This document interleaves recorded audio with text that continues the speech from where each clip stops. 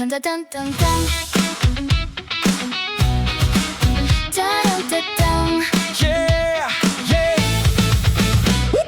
通知一直跳出来，画面不停切换。刚才想做的事情已经忘了一半，注意力被拉走，时间偷偷流逝，脑袋想开太多视窗，却没有一个完整。如果我能停一下，去看这一件事，让呼吸慢下来，把心放在此时。专注是一种超能力，不是逃避世界，是把世界看清。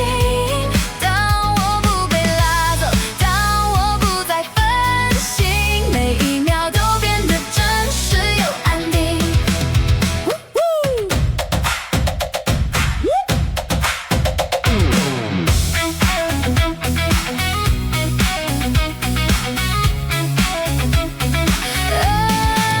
升起的那一刻，如果先深呼吸，情绪就不会变成风暴袭击。